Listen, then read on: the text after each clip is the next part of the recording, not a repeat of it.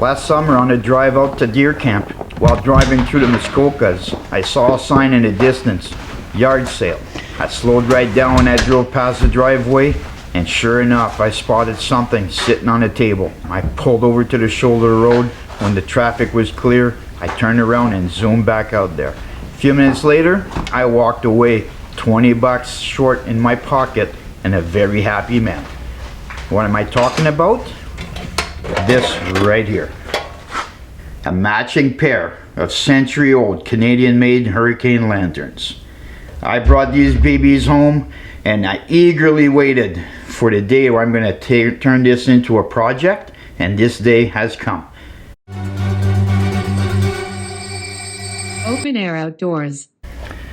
So I looked at these lanterns, but I have not examined them. And what I mean by that, I haven't gone over them with detail, and that's going to be the next step of the process, because I'm not going to rebuild the two of them. I'm going to leave one the way it is, and I'm going to make the other one nice and shiny and new again. So let's start with that. Let's go over every aspect of these and determine which one's going to be the candidate for a full rebuild.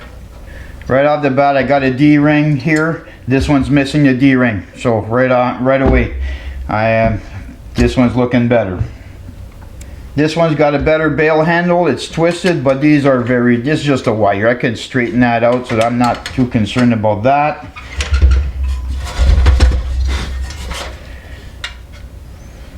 I'm gonna say, oh yeah, see this one here looks to be a little bit heavier in rust. And this one, right, you see that? Also, I just realized something looking at this guy here. I'm gonna say these lanterns were originally galvanized. They have that gray look of galvanized metal. You can see some soldering there where some welding was done right from brand new. And if you're thinking, well, how can it be galvanized? It's all covered in rust. Well, give galvanized metal enough time and galvanized metal does rust. Let's look at the wheel for the wick. That one spins nice and freely.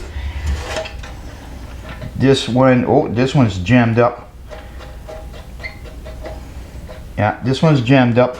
Also, this one feels like there's no wick. So I'm going to, unless it's laying in the bottom of the tank, if it needs a wick, I'm gonna go get a wick if need be. I'm trying to move it. It looks like this one's seized. Oh, there we go. And this one moves freely. All right, so we're really leaning towards this guy. I'm looking at the bottom here, see. Oddly enough, the one that's heavier rusted has a better bottom to it. I think I'm going to overlook that. Made in Canada, GSW quality. It says Beacon right here. There's a bit of a badge that is stamped onto the metal. I don't know if you can see that. Quite nice. I like them. I like them a lot. Okay, so I'm going to say this guy's going to be our contender. One more thing I should check is the tank. Cap comes off. At least that's not seized up. Oh wow. Look how nice and shiny that is. The back side of the cap is like brand new. Oh wow. Hang on here. Holy smokes. Wow, the inside of the oil tank is absolutely gleaming. It's spotless. So I'm going to rebuild this one, and this guy's going to be for donor parts in the way of the wick.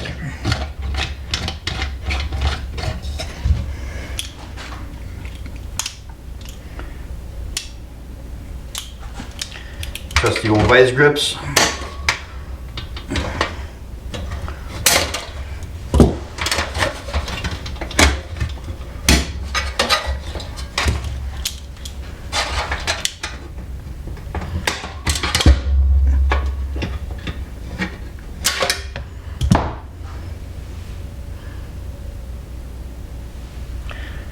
Very first part I touch is going to need a donor. Okay, so obviously I may have to warm that up in order to open it up. That's what I'll do with the next one. I'll take a torch, I'll heat it up and bend it open with a torch, because that cracked very easily.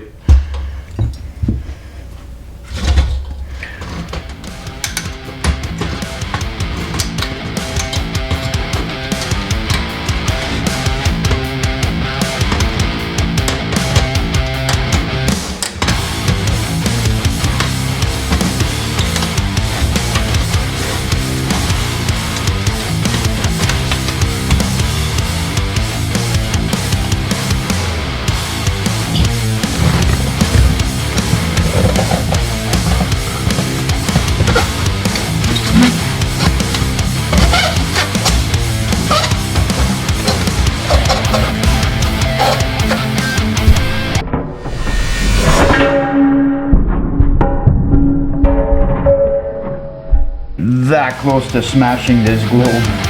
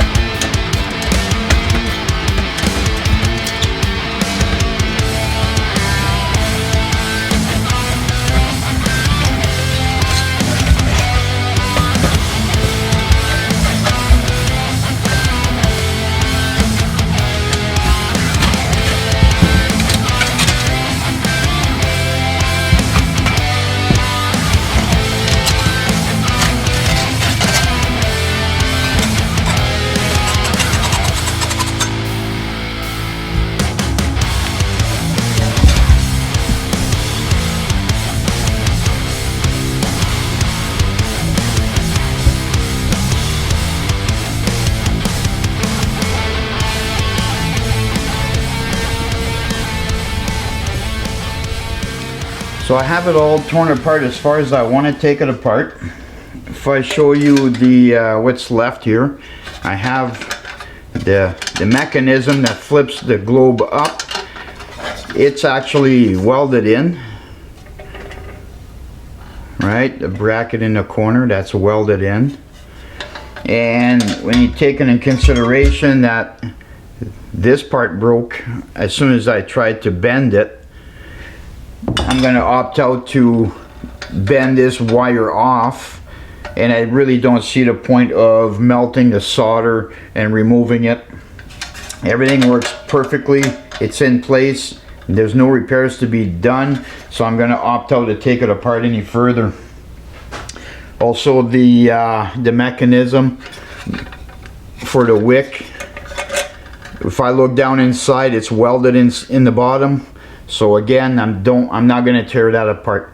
I'm going to tape it off, because some parts I'm going to polish just with some steel wool, and the main frame I'm going to remove the rust and paint that. So let's move on to the next step, which is rust removal. And my rust removal step is going to be an actual rust remover is what I'm going to be using. In the past, some of you have seen my shop projects where I take something and I put it right to the wire wheel and take the rust off like that. Unfortunately, this is stamped steel, very thin material. If I take this to a wire wheel, I can risk warping it from the friction, overheating from the friction, and it can warp these parts. If I had like a soft bristle, perhaps a brass brush that would go on my drill press, would work fine. But today I'm going to soak it with some rust remover.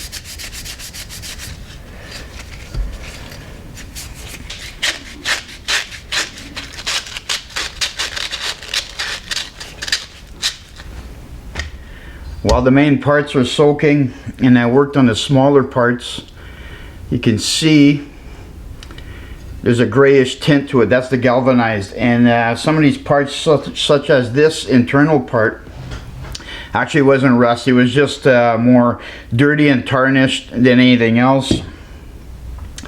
This one here did have some very light rust, but it cleaned up very well. So my other parts are still soaking. I'm not done soaking them. Every once in a while I take my brush and I recoat. I move my parts around in there. Alright, so while my parts are soaking, let's turn our attention to our donor lantern. I have to salvage this bail handle on account of the other one broke immediately.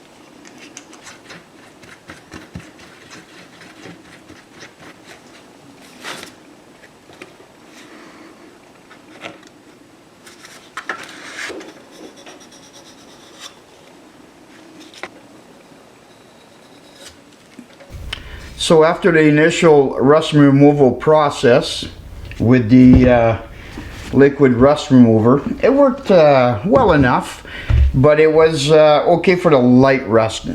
Some areas had a little bit heavier rust, and I ended up touching it up with some sandpaper. And then there was a dent, and I seen the dent earlier, so utilizing a little bit of auto body filler, a little bit of Bondo, mixed up a small batch, just one small dab of hardener in there, don't need a whole lot. And my dent is now filled. So while I wait for that to cure and harden so I can sand it out smooth, I'm going to continue on with my smaller pieces, and I'm going to do the same thing as I did with the main body of the lantern, which is to wipe it down with some Xylene.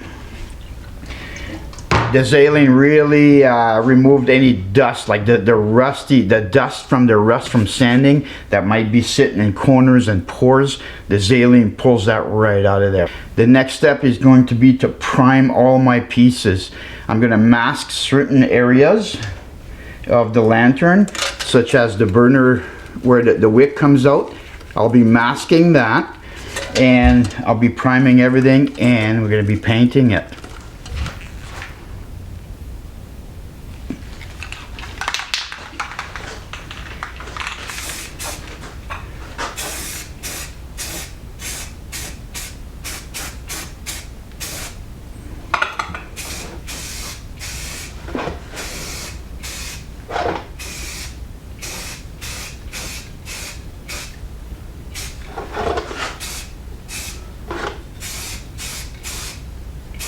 So most typically I would have been doing this outside, or at the very least with the doors open for ventilation, but it is currently in the dead of winter and it's minus 17 Celsius outside, so I can't do that. The cold air would just ruin the finish because the primer wouldn't cure properly, and also the next layer, which is the paint, it wouldn't cure properly. So I have to maintain temperatures. That's why I draped an old bed sheet in the backdrop so it could capture some of the overspray, so I'm not shooting all over my window, and I'm just very sparingly as I'm shooting. I'm not going overly heavy, I'm just little shots. So now I'm going to leave it the way it is, let it cure, and I come back, reassess what everything looks like. If I have to do any touch-ups, I will, and the next step of the process will be the actual paint. So I'm going to shoot. I'm going to grab all my parts carefully. I'm going to bring them in the house for the paint to cure, at least for a couple of days until I return to it.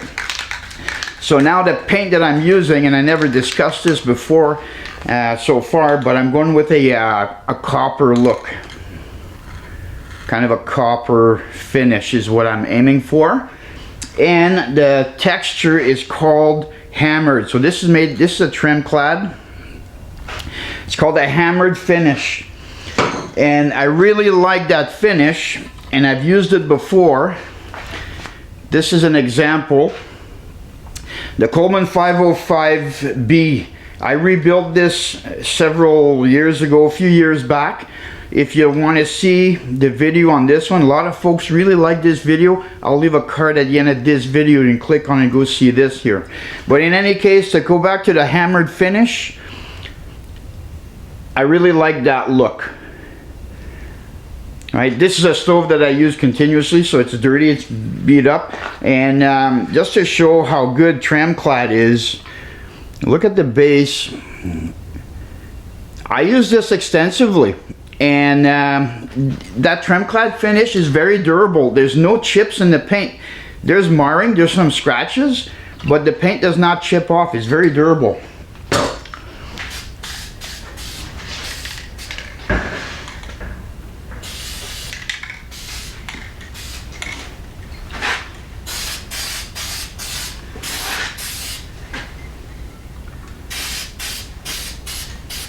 And while my parts are hanging, with the paint job properly drying and properly curing nice and slow in a nice heated environment, there is a few things I can do in the meantime. One of which is getting the wick out of the donor lantern, because I need a wick. So the donor lantern is going to donate a wick. We need to go get that. And also my globe, we're going to clean that up. Take that globe out completely. Really going, oh man, there's a lot of junk in there. Yeah, so this particular lantern is heavily rusted. Look at that. Oh, gently work that wick out. Oh, there we go. Excellent. What I want to do is prepare my wick for when I reinstall it, and I want to soak it in the oil.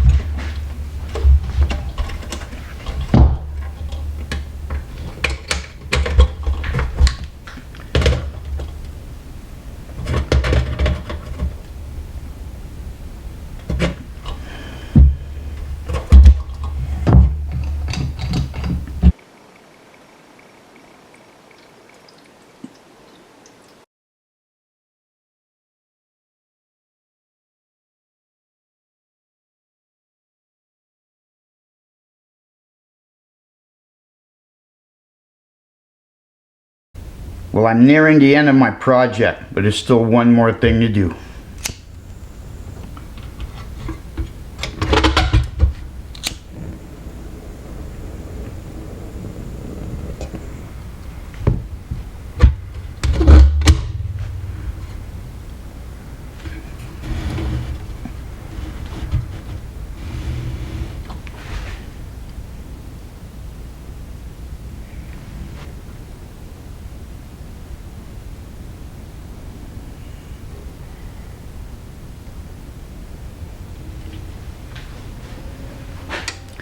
The old 100-plus-year-old lantern lives again. What a beauty. This was such a fun project.